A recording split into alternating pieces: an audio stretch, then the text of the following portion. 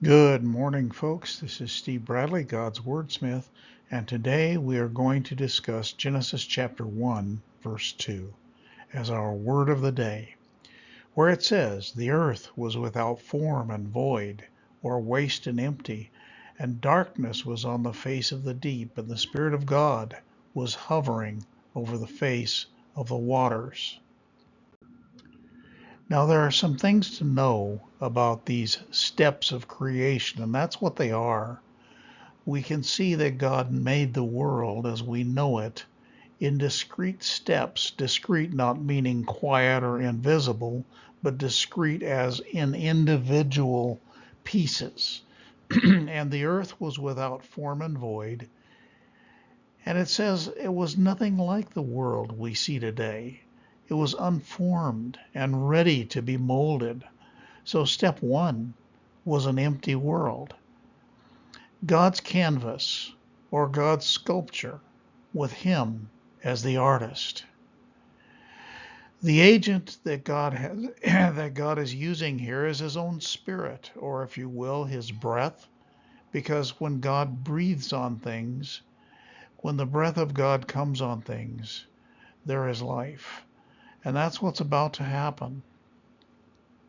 The Spirit of God, who lives in you if you're a Christian, was hovering over the face of the waters.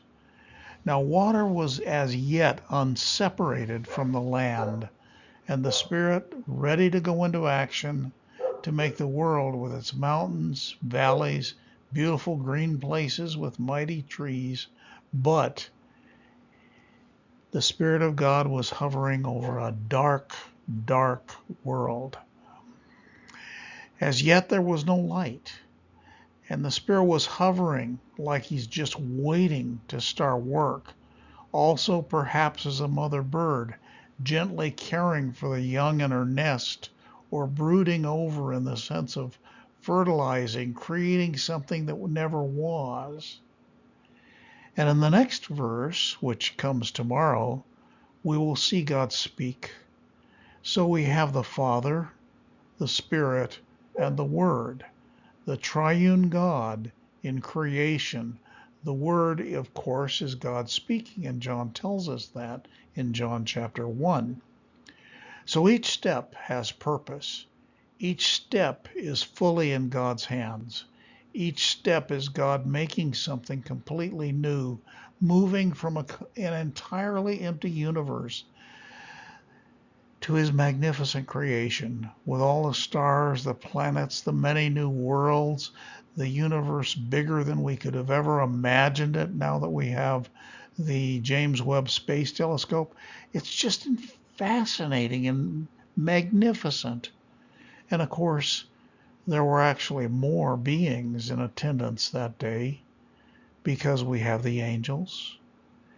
And as we read in Job chapter 38, verse 7, creation was when the morning stars sang together, that is, the creation of the earth, was when the morning stars sang together, and all the sons of God shouted for joy. So God, in this passage, of course, is asking Job where he was at the creation, and of course, Job hadn't been born. But just in your mind, just try to imagine this unformed world where there's just water and land unseparated, and there's the Spirit of God moving over the waters, about to bring life, about to start His work. This is so amazing, and I certainly hope that God blesses you today and fills your life with joy. This is Steve Bradley signing off today as God's Wordsmith.